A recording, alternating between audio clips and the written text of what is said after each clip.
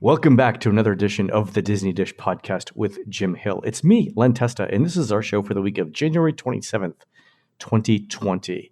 On the show today, we answer your burning questions. Is Angela Lansbury a liar?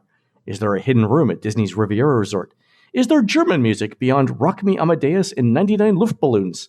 And in our main segment, Jim talks about the history of Epcot's Communicore buildings now that they're being torn down. Let's get started by bringing in the man who wonders how 1,000 islands managed to come together and agree on a single salad dressing. It's Mr. Jim Hill. Jim, how's it going? Wow, a salad dressing joke. The only other one I know is the potatoes had to avert their eyes because of the Russian dressing. That's all I got.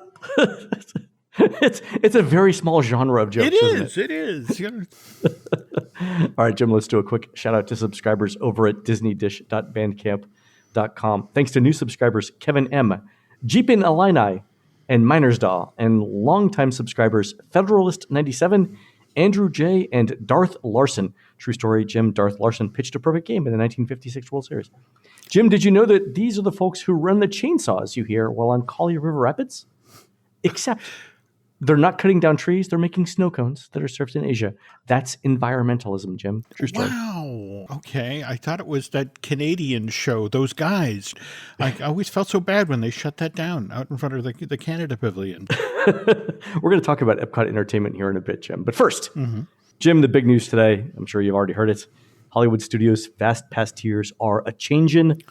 As of today, Slinky Dog Dash and Millennium Falcon Smuggler's Run are Tier 1. Everything else is Tier 2, and Smuggler's Run gets Fast Passes starting February 19th. Jim, what's the motivation for this? It's an either-or proposition. You can get a Tier 1 Fast Pass for Millennium Falcon, Slinky Dog Dash, and it just... Right. You have to decide which fandom, means the most to you. Otherwise, it's at least a 90-minute line, a 2-hour-long line. 75 minutes or so for Millennium Falcon, 70, 90. I mean, it's settled down. And then Slinky, yeah, I mean, I was there Monday, Martin Luther King Day, so a couple days ago, and it was a 125-minute wait. It was insane. So, Jim, here's an interesting question, and we get this a lot from listeners. What's the strategy then for doing Rise of the Resistance, the Tier 1 and the Tier 2 Fast Passes? And I think here's what it is. You try and get a Tier 1 Fast Pass for Slinky Dog and Millennium Falcon Smuggler's Run. So you're going to probably get one of those. And then you get whatever Tier 2s you can, right? So Tower of Terror, Rock and Roller Coaster, Star Tours, whatever. Okay. Whichever Tier 1 you don't get, let's say it's Slinky Dog, right? Then the thing to do is to show up at the studios an hour before park opening. As soon as the park opens, walk over to get in line for your favorite ride for when the park opens. So let's say the gates open at 6:30 and the park opens at 7. At 6:30, walk as far as you can towards Slinky Dog. All right. And then as soon as the park opens, as you're walking towards the Slinky Dog line, you should be trying to get a boarding group for Rise of the Resistance. Because at that point, you'll be at the front of the line for Slinky Dog. You'll hopefully get a boarding group for Rise of the Resistance, and you'll already have a Fast Pass for Millennium Falcon Smuggler's Run. You'll be able to cover all the 3 best attractions in the park and still already have Fast Passes for the other Tier 2 attractions. That seems to be the big thing to do, right? Whichever one you can't get, go stand in line for that first thing in the morning. Got it. Heard something interesting coming out of Anaheim in regard to... Was it cries for help because the ride's only processing 700 people an hour? Well... The tears of Imagineers hitting the sidewalk? Was that what you heard, Jim? Was that it? It's more about when your boarding group is. And the boarding groups are being taken in like the first minute that they're available, right? But if you make the mistake of standing with the mob on Main Street, you are competing for access to the Wi-Fi in that area. To the cell phone, to the towers, right? To the Wi-Fi in the cell phone towers, yeah. Okay, if you are smart enough to walk deep into the park, friends were talking about how they got over to the space between the castle and the Matterhorn, and they had friends who were down in the plaza down on Main Street, and they all hammered on the button at the same time. The folks who were deeper into the park got earlier boarding groups. Oh, yeah. I mean, it's because the network latency is lower. Not for nothing, but we had somebody who works on Disney's network reach out and explain like how to do all of this. Okay. And unfortunately, it's one of those things that we can't give out to the public because then everyone would do it and it wouldn't work for anyone. But all right. And apparently Disney knows this, right? They're like, So I wouldn't be surprised if you started to see more encouragement to be dispersed throughout the park to get the boarding group. Yeah, like they don't. To your point, they don't want everyone standing on Main Street. Okay. Well, I'm sorry if we've just instituted the Disney equivalent of running of the bulls. Where it's like, I have a running of the bulls joke later on too, Jim. Oh, this is great. Okay. We're in sync today, man. We're in sync. Okay. The show is on. Also, Jim, through March, all of the studio's Extra Magic Hour mornings have been replaced with Extra Magic Hour evenings. Jim, I'm assuming, tell me if I'm wrong here, this is so they can have more time to work on Rise of the Resistance? Oh, yeah. It did not have a good week, did it? No, it didn't. It was rough. Was it Monday that they had the 7-hour delay? Or which day was it that they... I mean, it sleeps late every once in a while. Let me see. Hold on. What day was it? We tracked this. It was... Yeah, the 21st, where the ride didn't open until 2 p.m. In fact, it wasn't even better on the 22nd. And the 22nd, it still didn't open until 9 a.m. In fact, even today, the 23rd, the day they were recording it, didn't open until 8. Oof. So, okay. Yeah, the last week. I mean, the last week it opened after 9 on the 16th, 17th, 18th, and 19th, and the 20th. It was fine, but yeah. So about half of the last week, it did not open on time.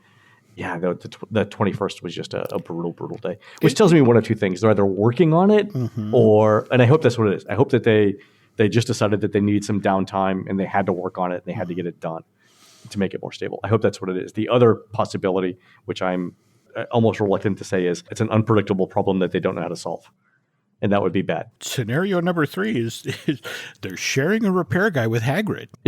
Right, exactly. I'm sorry, he's not available. He'll be there Wednesday. I've heard that Disneyland is now, so we're counting the number of people who are going in and out of these rides every day.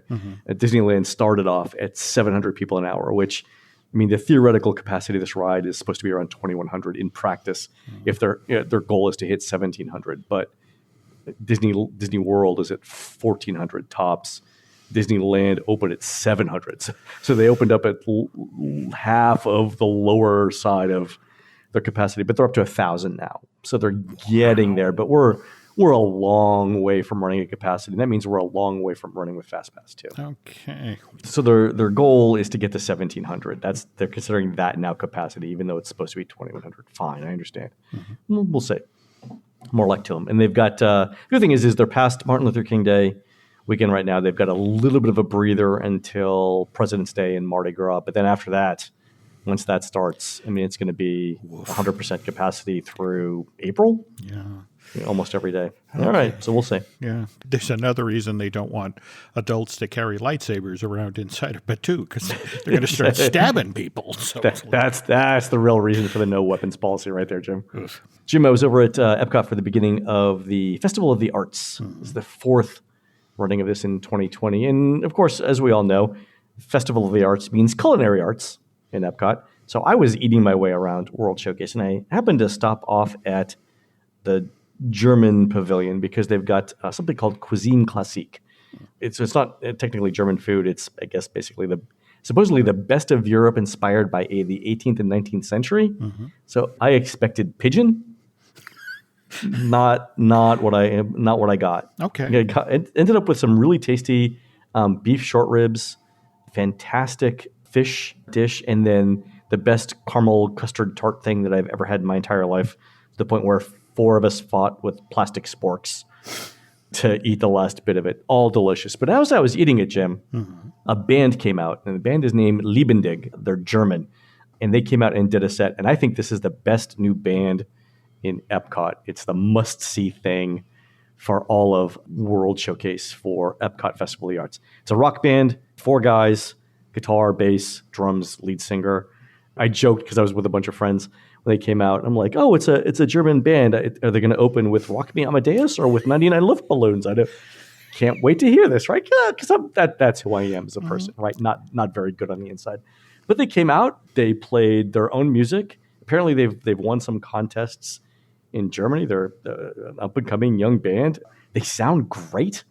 The music's very high energy. Lots of people were dancing. I have no idea what the lyrics mean. Again, they sound fantastic. If you guys get a chance, if you're listening, go grab something to eat in around Germany. So either the Africa Outpost, Italy, or Germany, and then go catch one of their sets. I believe it's 15 minutes after the hour So like 1:15, 2:15, 3:15, and so on. 7 sets a day, Jim, starting around noon. Yeah, I know. Apparently there are no child labor laws in Germany either. Well, to be fair, though, the story about the Beatles, to the effect of... Yeah, they're German pubs, and this is a German pub band. Yeah, I mean, Liebendig. And they had to play so many sets in Germany. What is it? You have to play 10,000 hours before you become really, really good. So yeah, that's what Malcolm Gladwell says. Yeah, 10,000 hours of practice. Yeah, so they're getting their 10,000 hours in. Yeah, with 7 sets, a day. Next Tuesday they'll be the Beatles. That's great. By this rate, they'll be John and Ringo in no time. Yeah. All right. So anyway, Liebendig is their name. I think that translates to either alive or lively in English. But yeah, fantastic band. Go see them when you're in Epcot for Festival of the Arts. Fantastic group. I wish them all the success in the world. The other thing I did after I left Epcot was take the Skyliner over to the Riviera. And here's where things get interesting. Jim, we get email from listeners all the time, right? And our listeners, and I love all of you as I say this, I love all of you in your own way. Some of our listeners are more detail-oriented than, say, the average person who listens to podcasts. In one case, this is where it got interesting. So a listener wrote to me and said, hey, I've looked at on touring plans where you have the maps showing every room on every floor of Disney's Riviera Resort. It's the thing we have called the Hotel Room Finder. It allows you to see the view you get from every hotel room in Walt Disney World. So he wrote and he said, hey, I was looking at all of these rooms on all the floors, and I was comparing it to the paperwork that Disney has to file with the county because Riviera is a DVC resort and therefore it's timeshare, right? So Disney has to file the floor plans with the county showing exactly where each room is going to be on the floor plans. And the listener wrote in and said, there's a discrepancy. I've added up all of the rooms, and as far as I can tell, there's a difference in one studio room between what you have on your website and what Disney's filed with the county. And then he said it's on one of these 2 floors. And he named 2 specific rooms. Mm-hmm. He said either room 8347 doesn't exist or room 8281 doesn't exist. And I said, okay, I'll go look this up because it was interesting to me. And as a side note, we got our room information from Disney. So my first response back to the listener was, this is probably a case of the left hand of Disney not talking to the right hand of Disney, right? So there's a discrepancy here. Something's off. So I go over, and the first thing I find out is there is no room 8281, right? Doesn't exist at all, even though I think it's on the Disney filing. Mm-hmm. And there definitely is a room 8347, even though it's not shown on Disney's paperwork. So that's it. I took a picture of the room, sent it off to our listener. He emailed me back within a minute and said, okay, what kind of a room is 8347? Should be a studio based on the number of points that Disney's filed. So I walk downstairs to the lobby and I say, hey, I'm thinking about purchasing points at Riviera. Can you tell me what kind of a room is 8347? And so she pulls out her computer and she says, we don't have a room 8347. This is where it got strange, right? I'm like, I'm pretty sure you do because I just saw it. Mm-hmm. So she says, okay, let's go look. So just met this cast member. Mm-hmm. We get in the elevator. We go up to the 3rd floor, 8347. We walk all the way down the hall. It's the last room on the left. Sure enough, it's a room. We peek inside, and it's a standard view deluxe studio. So we all agree the room exists, right? This is not some sort of weird Twilight Zone thing. So we walk back downstairs. She looks at the computer again. She's like, nope, doesn't exist in our inventory, but let me check something. She goes in the back, and she says, okay, it definitely exists and is definitely a standard deluxe studio. So that tells me, Jim, that a couple of things. One, I thought there were 2 systems in Disney that didn't agree, but apparently there are 3 systems that Disney uses for room inventory that don't exist. So yeah, room 8347. I don't know how you get this room though. If it's not on their inventory, like how are people assigned to it? Because there's no one in it when I was there. I mean, if you remember how you talked about the studio tower units, where if you weren't depressed going in, you were definitely depressed when you left. Yeah. If ever there's a room that should have been hidden, it's those, not this one. It's one of those, yeah, not this one. So yeah, 8347, if you ever stayed in Riviera, it's the hidden room. Okay. Place you want to be in the event of nuclear disaster, apparently, because no one knows it exists. Oh, all right. She came down, she's like, oh, we don't have a room 8347. I'm like, oh? This is going to be a story. Okay. Just going to pass along a note to Stephen King and he can do the rest. So I think hidden room in a Disney hotel. There's got to be a plot thing around that.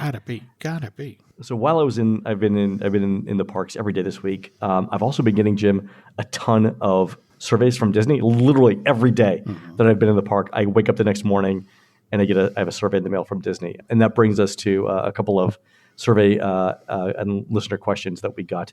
Here's one from our pal Jason, and it's related to the new FastPass tiers at the studios. And he asks you, Jim, what's the long-term plan for FastPass Plus for Disney's e-ticket attractions? So Universal has the approach of delaying Express Pass for its headliner attractions. And Disney traditionally hasn't used this for FastPass prior to Galaxy's Edge. Does this mean that there's going to be a change in FastPass strategy for Disney? And will it extend to new attractions like Ratatouille, Cosmic Rewind, and so on? Disney right now is still dealing with the earthquake related to Rise of the Resistance. And I don't know if you've been following that at all, Len, with the number of folks who will go to Disneyland for the day who are annual pass holders. Oh, I know what you're going to say here. Go ahead. Yeah. They arrive, they get in the park, they find they can't get a boarding group, and they go home. Exactly. So I happened to mention this. I think we may have said this on a previous podcast, but a number of people who work on Wall Street occasionally ask us questions. And so one of the things that I pointed out to a few of our Wall Street friends a few days ago was when Disney releases its attendance numbers for Disneyland, you have to ask them to subtract those people who came into the park, tried to get a boarding group, didn't, and then left. Because from what I understand, it's thousands of people, Jim. Oh, yes. And I don't know if you saw on the opening day of Rise of the Resistance, there was a lot of criticism to the effect of only Starbucks was open, that they missed this amazing opportunity to sell Rise of the Resistance merch because the Emporium wasn't closed, or likewise to feed these people. And Disneyland is now scrambling to sort of put together a plan for the fact that we have all these people artificially bottled up. And what do you do when a good chunk of your day's attendance just walks back to their car and drives off? And goes home. Yeah. So let me just point out, Jim, that I'm continually surprised that it comes as a surprise to Disney that they're opening new rides themselves. Like, did no one think that we're going to open the park at 7 a.m.? Maybe people would want coffee and breakfast. I don't know how that happens time after time after time. Yeah. From their side of the fence, there is, in fact, a learning curve. And I guess there were discussions, what do we do if this is the pattern? And that's where they are right now. What do you do, for example, with the two giant parking structures that you have when suddenly you have thousands of people leave? And that means you have spots in the first, second, and third floor of your garage. But you can't do your speed loading because you would then basically cut people loose to drive around and find these open spots. Right. What's strange is there have been these operational ripples in all sorts of different directions that nobody evidently ever anticipated. Yeah, there's never if this thing happens, then here are going to be the long-term ramifications. Or if we do X, how will people respond? It's very strange. Yeah. Yeah, but the thing about them leaving Disneyland, our guy who's in Disneyland every day said that after the first couple of days, like the number of people who can't get a boarding group and immediately leave is in the many hundreds, if not thousands. Yeah. And it's a sight to see that they're just in and they leave. So that number has to be backed out of Disney attendance. I'm hoping that somebody asks that specific question on the next earnings call. Well, of this attendance in Disneyland, how many people are you counting who immediately left right afterwards? As I understand it, they do have folks with clickers standing there doing some survey work now, because this is something they've just become aware of, and it's just sort of like, okay, how bad is this? So it'll be great if somebody can actually ask that question at the earnings call, because they are definitely processing that info now. Yeah, cool. Also, Jim, another survey that we got from our friend Rhett was around Disney transportation. And Rhett says, the survey asked me to rank my transportation preferences. So, for example, bus, boat, monorail, and Skyliner, with a bunch of follow-up questions about the Skyliner. And then the questions were further broken down by route. So Epcot to Caribbean Beach to the studios, and so on. They asked him to use a Likert scale, so that's like words rather than numbers, for items about ease of getting on and off the gondolas, asking about the in-ride audio experience, asking how many times they stopped, how long they stopped, and what he felt when they stopped. I was like, I felt like we were being pushed around by the wind. So if any of our other listeners have got that survey let me know and send it in, please. This is a good sign. This is Yeah, Disney it is. trying to get an impression of how do people feel about the Skyliner, because they really, really do want to expand this. As long as they get strong, enthusiastic responses, someday you will be able to get from Kidani Village all the way over to the to the shopping village. I mean, wouldn't that be I can't cool? wait. Yeah, I can't wait. Jim, also we got a listener question from Jeremy who writes, "I'd love to hear if you guys have heard if Disney plans to find a way to pull Galaxy's Edge away from the very specific sequel trilogy era it was planted in, because at some point they have to realize it's limiting in some important ways." And so, for example, Jeremy writes, "Imagine a child asking, 'Mom, Dad, can I go meet Darth Vader or Luke Skywalker or the Mandalorian when we go to Star Wars Land?' And the parents would say, 'Hush, baby, that's a different story era.'" Like, hush, child. You don't know what you're talking about. It's interesting you say baby, because Baby Yoda really changed the equation. The Mandalorian is such a huge hit at this earnings call. It's going to be fascinating to hear the numbers for Disney Plus that were driven by Mandalorian becoming this pop culture phenomena. But Sure. I think we talked previously about how there have been some very serious discussions of creating sort of a Star-Lord and Baby Groot meet and greet experience only with the Mandalorian and the child. But it can't be in Galaxy's Edge because the timeline doesn't work. This is what the argument is now starting. Disney themselves are going to say canon schmanon. Is that what you're saying? Very, very early on, when they were discussing Galaxy's Edge, this has to be a loose construct because Star Wars is an ongoing franchise. We are going to introduce new characters. This is one of the reasons why we chose this remote outpost at the edge of space, that people would come through, especially on the heels of, frankly, the somewhat poor response to how the story in the Rise of Skywalker came to a close. Speaking of that, have you seen the alternate script that was leaked? Yes. Were you not like, this is a better script than what we got? And that tells you a lot about what's going on inside of Lucasfilm, to the effect of somebody actively let that get out of the building, because there had been so much discussion of, wow, that's where you got after all this time. I mean, don't get me wrong. From Disney's side of the fence, they have $1 billion earning film. Yeah. Their seventh this year, or seventh for Seventh in 2019. 2019, yeah.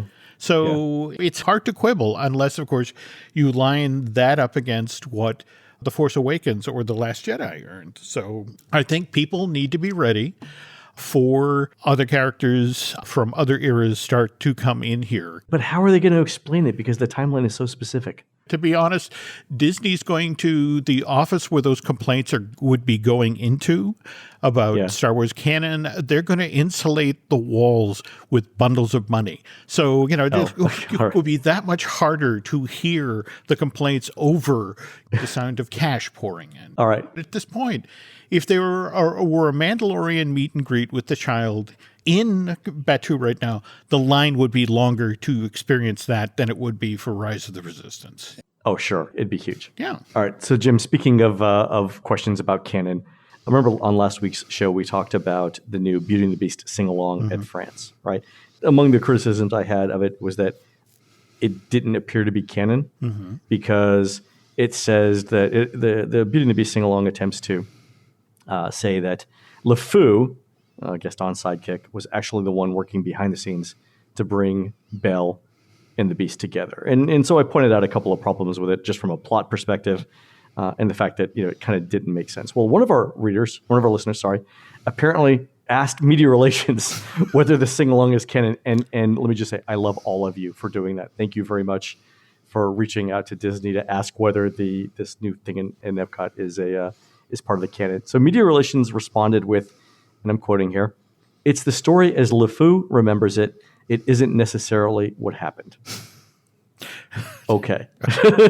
If it's possible for Media Relations to make an announcement or to say something that makes it worse, this is it. So let me just point out the problems with this. For one thing, Mrs. Potts tells the story, not LeFou. So if it's the story as LeFou remembers it, Mrs. Potts is narrating it. So the question is how did LeFou How did Mrs. Potts learn the story, right? Did she learn it because it's true, or did she learn it because that's what LeFou said? All right, so she also says in the story, and I had to go back and listen to this entire movie again, she doesn't say it's LeFou's version of events. In fact, she specifically says, quote, "This is the true story of what really happened." And then she goes further to say, in the sing-along, he's the surprise hero of the story. So Mrs. Potts is then, and by extension, Angela Lansbury, right? Let's drag her, is saying these things are true, right? So if media relations says it's not necessarily what happened, and let's take it on face value that it's true, and Mrs. Potts says it is, Jim, then the only possible conclusion we can say is that Mrs. Potts is an unreliable narrator, and we can't believe anything she says. In other words, Jim, Mrs. Potts is Kaiser Sose.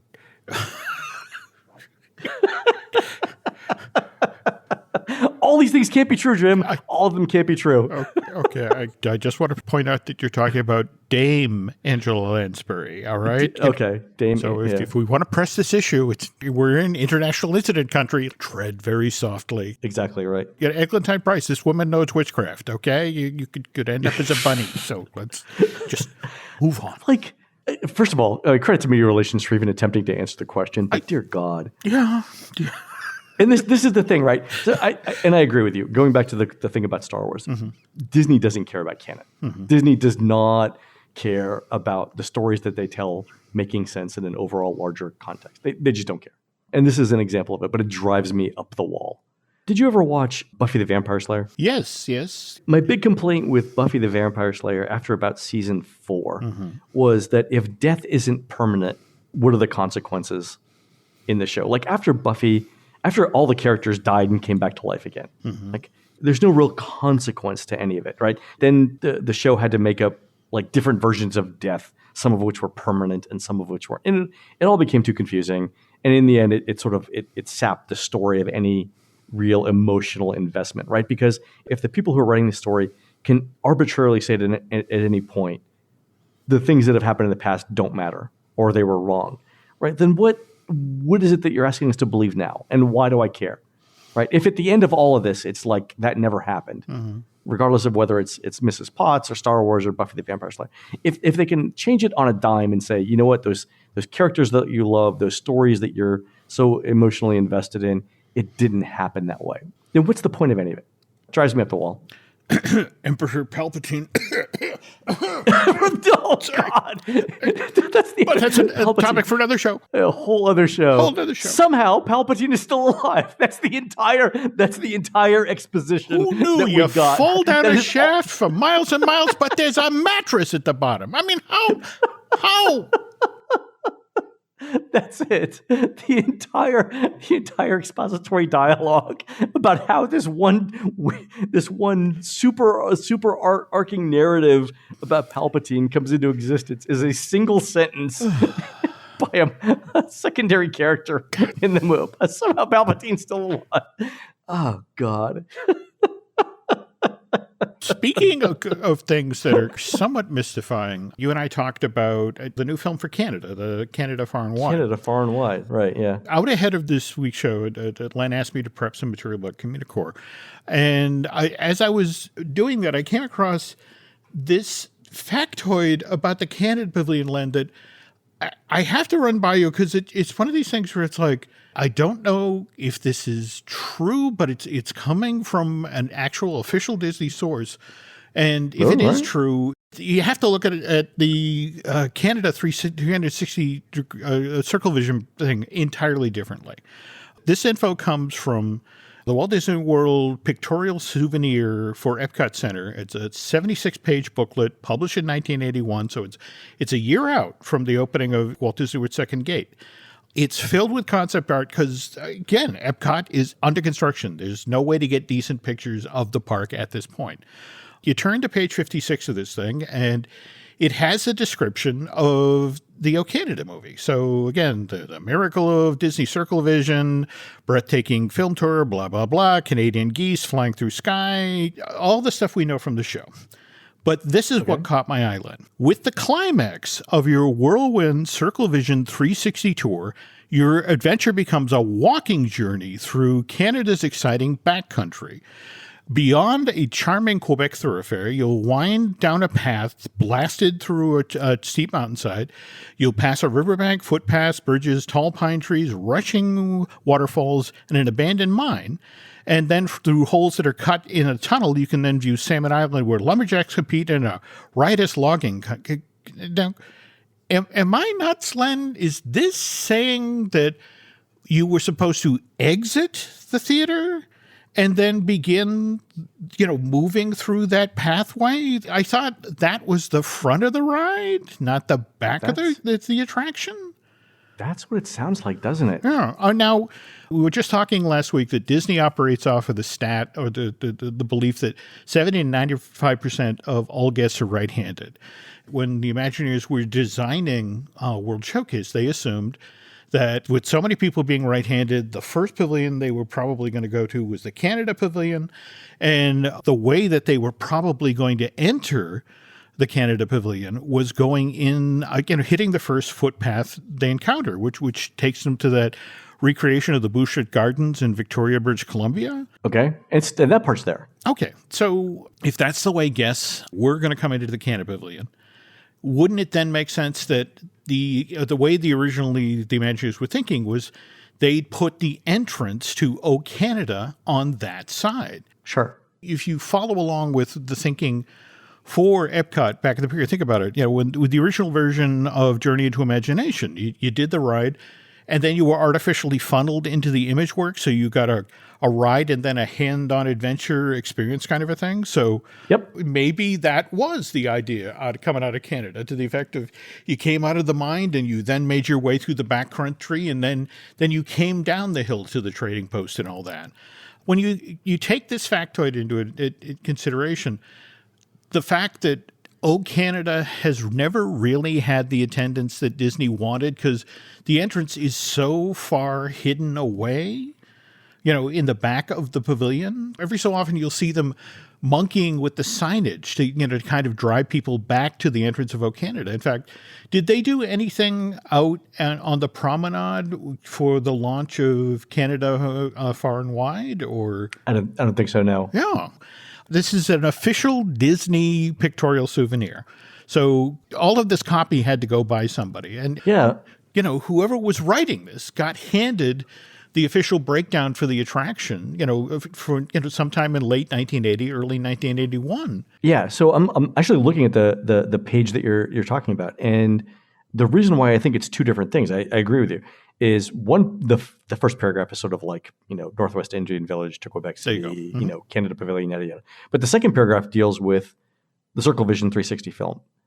And then the way that it ends, it looks like that's the conclusion of the film. And then to your point, the third paragraph begins with the climax of your Whirlwind 360, Circle Vision 360 tour. Your adventure becomes a walking journey through Canada's exciting backcountry. And so it seems like the film ends and then you do this other thing. Yeah. The interesting thing in looking at it is the concept art for Canada in this booklet looks exactly like what we got. Yeah. By the way, you can find this booklet if you'd like to look at it yourself, folks, over at the Disney Docs website. And speaking of which, we also got some email last week from Randy J. from Bessemer, Alabama. And he was talking about the feature piece we did on the last show about Winds of Change, Meet the World, the carousel show that was supposed to be put in the Japan Pavilion at Epcot. Right. And Randy writes to say that when I worked at Epcot in the 1980s, I always heard that it was some kind of design flaw in the building that would have been very expensive to correct, and therefore that's why the attraction went to Tokyo rather than Epcot. Oh, interesting. And I have to tell you, Randy, no disrespect, never heard of the design flaw story before, but I could definitely see how Walt Disney World officials would put that rumor out there as kind of a face-saving gesture rather than making it the Imagineers' fault that the Epcot version of Meet the World never opened, rather than laying the blame at those Mitsukashi executives who just couldn't handle the World War II stuff. But know this, as late as September of 1982, 1 month out from the official opening of Epcot, the Meet the World show was still a go at the Japanese Pavilion. And the reason I know this, and in fact, you can go to Disney Docs and look at this book yourself, folks. It's a 32-page booklet called Epcot Center, A Profile. And In this book, Dick Nunes, the then president of Outdoor Recreation Division of Walt Disney Productions, explains that the reason he had this book produced and then sent to every member of Walt Disney World's management team was that this book is written and produced especially for you with the express intent of informing you so that you can inform others. Meaning that as Walt Disney World cast members would go to their bosses with questions about Epcot, these management team members could then reach for the 32-page book and then look up the answers. And in the appendix section of this thing, they actually discuss the Meet the World show, which was supposed to open as part of Phase 2 of Epcot Center construction. And this Epcot Center, the profile book, they get granular about the ride. They talk about its hourly capacity, which was going to be 2,020 people, the actual length of the presentation, which was 19 minutes and 25 seconds. They talk about, because kind of how long it would take people to get up out of the seats and leave the theater and get the next audience seated. They talk about the actual cycle of the shows every 24 minutes. They even get down to the point of how many seats were going to be in each section of the theater, and that's 202. I bring this up, Len, because I know you're going back to the Buddy Baker archives at some time in the future. I was just going to say it's in box 22, all of this information of the Buddy Baker archives. And you're right. It says both World Showcase Japan and Tokyo. But if you go to the listing for for box 22, it says it has the script. The actual script for the attraction. Ooh. And the reason I want you to go and read this script is because somewhere in there, in fact, what kills me is you can go online right now and watch Meet the World. That somebody's been nice enough to put it in, I want to say 4 separate videos up on YouTube. The problem is it's in Japanese. And you can clearly see the section that references World War II. And then they say, and now we get to Martin Japan. But I would love for you to get the actual wording of, because evidently this is the script that Buddy worked off of when he was writing the score and taking the song that the Sherman Brothers wrote for the attraction. Did you notice the dates on the various components in box 22? Oh, well, yeah. November 2nd, 1981 is the date on the scripts. Okay. Buddy Baker has content dated August 3rd, 1981, April 6th, 1981, September 14th, 1981, November 23rd, 1981, but also August 6th, 1982. Oh.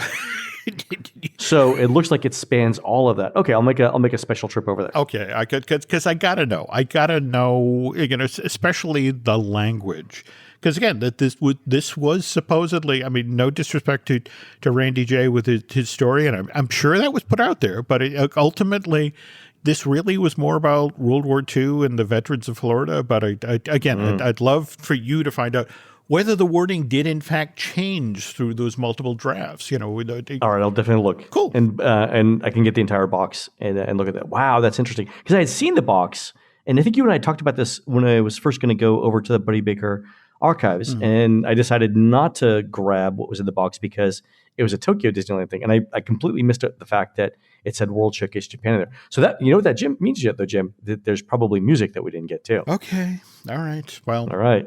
Well, there must be, right? There must be because there's World Showcase music that. All right, so I'll definitely do that.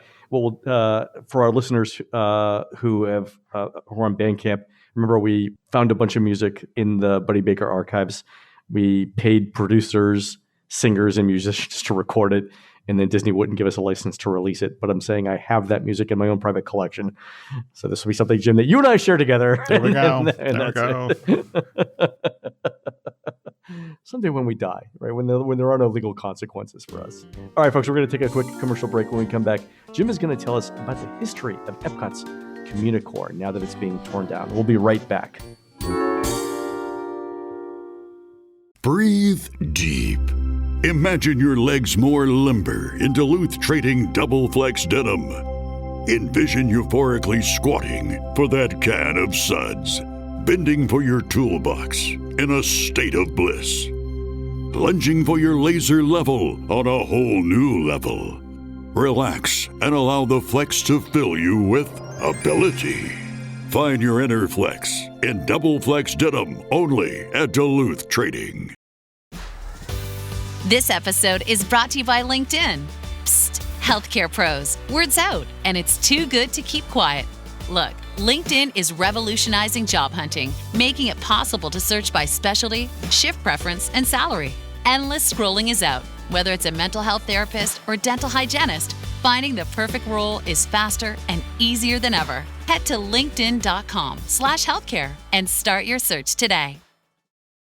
All right, Jim. Like I said, I was walking around Epcot all this week, and a couple of things came to mind. One, have you seen the official map of Epcot now that Disney's put out with the giant green grass area where the center of Future World used to be? Have you seen that? That may be the most judicious use of go away green I've ever seen, Len. Hey, wasn't there a thing here before? Yeah. No, it's always been grass. Yeah. And they're demolishing the building, but they're demolishing the building mostly at night so that it doesn't disturb guests. And they're doing it relatively slowly, I think. And at this point, you can see the exposed steel girders that were Innoventions West. And before that, of course, part of Communicore. And that brought us to this topic, right, Jim, about how do these things even get built in the first place? The weird thing with Innoventions Communicore is you can go back as far as 1972. In fact, this morning when I was digging around, I found something in the annual report that talked about the development of Walt Disney's concept for an experimental prototype community of tomorrow, a project that will require the complete cooperation of American industry in order to achieve its goal of introducing, testing, and demonstrating new systems and technologies. So this description of the Epcot project, again, a community that would never be completed, but would always be introducing and testing and demonstrating new materials, supposedly came from Walt himself. Dick Nunes, he did an interview in September of 1982, just ahead of the opening of Epcot, and he talked about how so many people had looked at the domed city and the skyscraper art that Walt had put out there. That hung around our necks like a millstone for years because that's what people thought Epcot was. And you said, you have to understand that Walt just put that art out there to get people interested in the project. That over time, he actually began to kind of step away from the Epcot as a city with permanent residence idea and then began to view the project as a showcase to the world for the ingenuity and imagination of American free enterprise. Now, I want to emphasize these two phrases because they have a lot to do with Epcot. It's like, again, we have a showcase to the world for the ingenuity and the imagination of American free enterprise, and which, and this is the really crucial part, can only be produced with the complete cooperation of American industry. Ooh, okay. So we jump ahead to 1975, again, the annual report. Here's where the Imagineers are walking out their concept for the Epcot Future World Theme Center. Yep, Len, that's the full name. Epcot? Just rolls off the tongue. Yeah, put that on a t-shirt, kids. There we go. But it features a communications corridor, or Communicore for short. This area is where visitors will be exposed to a series of entertaining and informative exhibits and communications techniques. And it's only in the 1976 annual report that Disney reveals the fine print that these shows and exhibits will be offered for sponsorship by participating companies. And that a strong unifying theme will then emphasize the American free enterprise system. We're going to emphasize the American free enterprise system by taking money from corporations who want to advertise to our guests. That's it exactly. And God bless America. All right, fair enough. And by the 77 annual report, Disney finally goes on record about who they're talking with. So major American corporations such as American Telephone and Telegraph, Arco, Borden, Coca-Cola, Exxon, General Electric, General Motors, IBM, RCA, Sperry Rand, Standard Oil of India, Westinghouse, and others. Okay. Supposedly, according to this annual report, the initial response from these corporations has been most enthusiastic, and we have entered in negotiations which we feel will result in their participation as sponsors of pavilions and exhibits at Future World. Okay. And keep in mind here that Disney needed the participation of sponsors. Oh, because absolutely. they didn't have the money at the time, right? And remember, I think on the last show we talked about out of the $1.2 billion that Epcot cost to make, over $300 million of that money came from corporate sponsors. Yeah, that's a lot. But not everybody was willing to pony up for a full-size pavilion. which again explains that language, sponsors the pavilion and exhibits at Future World. And, there's a lot of reasons that, not just the expense of the pavilion, Len, that there was also the contract you had to sign that said you would agree to sponsor your pavilion at Epcot for 10 years. And then if you opted to renew the deal, you had to then spend the money to renovate and update the pavilion so it stayed truly futuristic. Right. So if you want to renew the 10-year contract, you're looking at 20 years and one full refurbishment in addition to whatever the yearly cost. That's a lot. You're basically buying a house at this point. Yeah, hugely expensive. Okay. All right. For a lot of corporations, that 10-year commitment was just more than they could stomach. But Disney then had a step-down position. Well, it's like, well, if you're not up for sponsoring a full-size pavilion at Future World, how would you feel about sponsoring an exhibit for Communicore?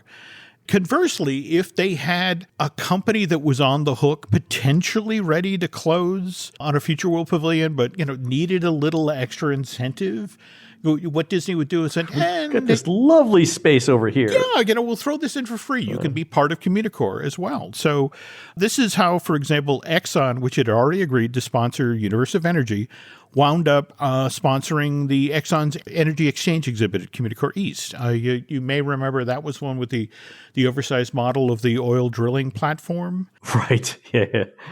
I actually had to go look this one up in the show notes just to make sure I remembered what it was. Yeah. It's not the thing that I remember from Communicore. It's this next thing that you're going to talk about that I remember. Well, yeah, the Bell System, American Telephone and Telegraph, they sponsor Spaceship Earth, but they also sponsored FutureCom in Communicore West. And the name of this kinetic sculpture was the Age of Information, which we obviously, in fact, live in right now. Mm-hmm. But it was this elaborate wooden, almost a small world-like clockwork. Yeah. It was like a Ferris wheel sort of. It was all very complicated. It was. But at the same time, it seemed to all be made of plastic that was then made to look like wood. Yeah. Very, very 1980s. Yeah, it's hard to even describe it other than like a pastiche of. It looks like the back part of it is a printed circuit board, but rendered in wood and 20 feet wide and 10 feet tall. But at the same time, what a husband and wife figure to the front whose coats would open up and reveal children inside, or it's just very strange. Speaking of very strange, we were talking about short-lived shows at the Disney theme parks, and among the shortest-lived was the Astuter Computer Review. You're talking about the computer song, aren't you? Yes. Another one written by the Sherman Brothers, talking about your computer's got a great big memory like an elephant. That's right. It's the British accent in this that drives me crazy. That's early the Pearly. And for those of you musical theater fans out there, what's interesting about the gentleman they got to perform this and then to further make this even bizarre, they remember in the show he appears as a Pepper's Ghost effect and dances on top of the computers. Yeah. Okay. But the gentleman who performed Early the Pearly, his name is Ken Jennings, and no, he's not the Jeopardy. The Jeopardy guy, the champion. This is the guy who originated the role of Tobias in the original Broadway production of Sweeney Todd, the Demon at Barville's Fleet Street. By February of '84, a Studer Computer show got its plug pulled and was replaced by Backstage Magic. To sort of circle back to the Disney Docs thing we were talking about earlier, they've just put up a report over there, a 175-page report from February of '81, which is this fascinating look at Epcot 20 months out from when the park opened. The report starts off with the brutal news that as of February of '81, the overall Epcot project is 6 weeks behind schedule, whereas Communicore is 3 months behind schedule. Wow. And they have to make this up. They especially have to make this up because what's happening is that because the World of Motion and Universe of Energy shared back of house with Communicore East, and it was one of these things where it's like, I'm sorry, guys, until we lock down which exhibits are going in, we can't necessarily lock down your power sources and everything you need going over to World of Motion and Universe of Energy. So it got kind of desperate. And AT&T has agreed to put up $4 million for the construction of FutureCom. Communicore West, and Exxon has agreed to put up $5.5 million for the construction of its energy exchange exhibit over Communicore East.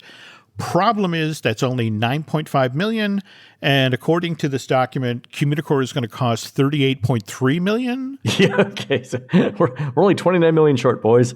And to put this in perspective, the entire American Adventure Pavilion only cost $35.4 million to make. So the fact that at this point they're 20 months out and they're $29 million short in the hole. Yeah. Yeah, they're like 29 million and they've got 9, so they're what? They're like 75% in the hole on budget. Oh, it's nuts. Yeah. What this moment kind of reminds me of is, remember when Walt decided in January of 1955, like, okay, Tomorrowland, I know I said it was phase 2.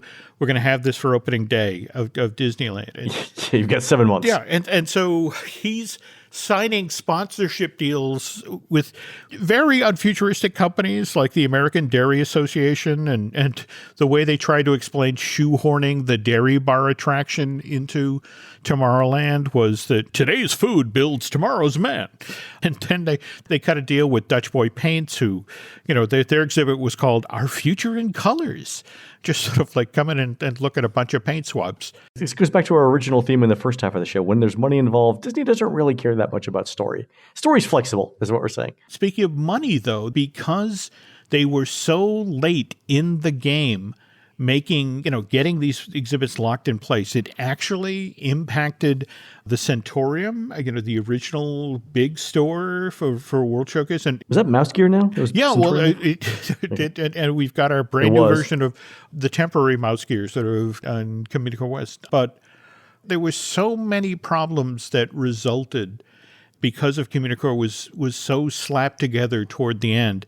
It wasn't until January of 1994 where Communicore finally closed, and then 6 months later we got Innoventions, that a lot of these issues were finally addressed, were finally fixed. But even then, they only had 6 months to do it before they had to get that thing up out of the ground. So, but they finally got their rotating series of exhibitors though, and companies. Yeah. Now, do we have any decent info yet about when this sort of heart transplant in the middle of Future World, or World Nature, World Celebration, and World Discovery, when this stuff is supposedly going to make it up out of the ground? No, I'll ask. I haven't heard anything on it. Okay. There's a great recap of Communicore, Jim. Do you remember the game that AT&T sponsored in Communicore called Network Control, where you could actually route phone traffic on a giant map? Oh God, yes. And again, this is one of those things where it's like, you would today that's a job that you would get paid for, but back then it was like, oh, it's a game. Mm-hmm. I thought that was the most amazing thing ever. I remember arguing with my parents, not arguing, but like begging my parents to let me stay in Communicore so I could play with the computers. Do you remember the terminal that let you do finger painting on a screen? Don't get me wrong. You literally could encounter the future at Future World. Oh yeah. I mean, they had demonstrations of email, voicemail. I mean, computer applications for like specific industries. They had a ton of stuff. Do you remember though? I mean, the thing that I remember to this day, and honest to God, I looked at it and fell in love. Do you remember the Epcot Computer Central display? Yeah. It was nothing but a giant room full of computers. And Jim, I remember, like as I'm talking about this now, I remember exactly where I was standing when those windows opened and you could see it. And I was like, I remember as a child, again, this was 1980, so I was like 14, 15. I was like, I want to work in here someday. This is what I want to do for the rest of my life. Like, I was amazed by all of it. But again, you and I are both old enough to know that when you finally made it into that computer room, first of all, you were 18 inches, 2 feet off of the ground because they had to, what it took to cool that. Elevated floors, yeah. Oh God. I spent 20 years in computer rooms, and it was funny because you mentioned that the computer rooms that I was in, their heating and cooling was basically the inverse of whatever was happening outside. So if it was hot outside, it was freezing in the computer room because they had to bring the temperature down. And if it was cold outside, they had to bring it up. So you would always dress for like thermal inversion. Like whatever it was outside, you're wearing the opposite of it. I dearly remember that from years of digital equipment. And though we should tell one final quick story in regard to Communicore, and that is the electronic forum. Oh, I was going to ask you about this. The person of the century. Oh, yes. Is that where you're going? Yes. So for what? 18 years or whatever, they ran a question asking, who do you think should be the person of the century, right? Yeah, they had their list of suggestions: Gandhi, Martin Luther King, and very subtle. Michael Jackson, right? Albert Einstein, and very subtly put Walt Disney in there. Sure. What they hadn't anticipated was you could input yourself a name. And there was, I'm blanking the name of the cast member who worked at Epcot, who convinced his fellow cast members that every day they had to go in and vote for him. And what eventually happened over months is he began to make the list. Because again, it's a computer-driven list, and so you sort of like, who the hell's Ernie Rabinowitz? Yeah, from housekeeping. Just him or Einstein. Wow, which way should I go? And in the end, it's a toss-up. That was one of the reasons that Disney quietly shut it down. They realized because they never announced who won. No, they never announced who won. So because again, it was Manny Rabinowitz. So just sort of. Oh, all right. And where's his prize?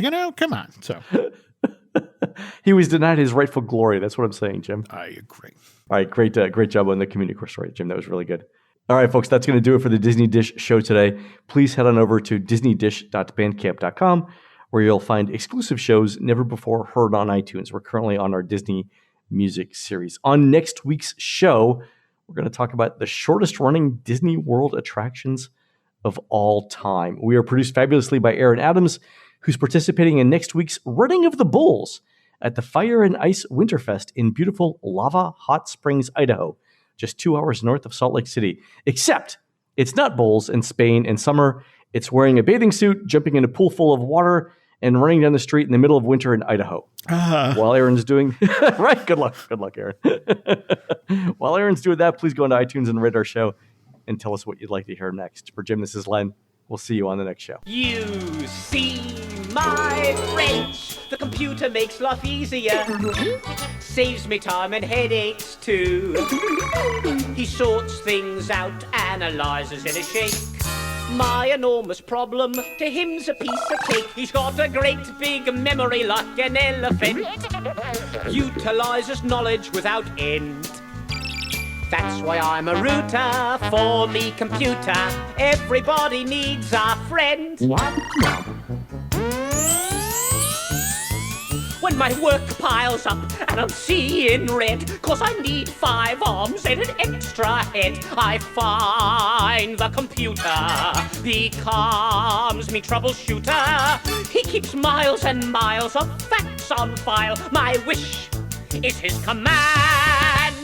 Nothing is astuter than a computer when I need a helping hand. Let me explain. They keep on top of accommodations, record and update reservations, coordinate telephone operations, and help plan energy conservation. They're really a great financial device. Payroll service is kept precise. They project attendance, then give advice on personnel, food, and merchandise. They're constantly focusing all their attention on matters of safety and fire prevention. They've given efficiency new dimension with numerous examples too many to mention.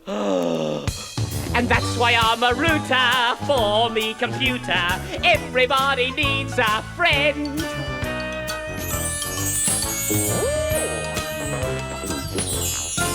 You see, my friends, the computer does the drudgery. Leaves me free for better things. I push some buttons and in and off a mo. What was a sticky wicket becomes an easy go. He's got a great big memory like an elephant. How he works is hard to comprehend. Complicated computations take him just a tick. He coordinates and tabulates and does it double quick. And that's why I'm a router for me computer. Everybody needs a friend. No need to stand, no need to stand. Thank you. Thank you. I don't know.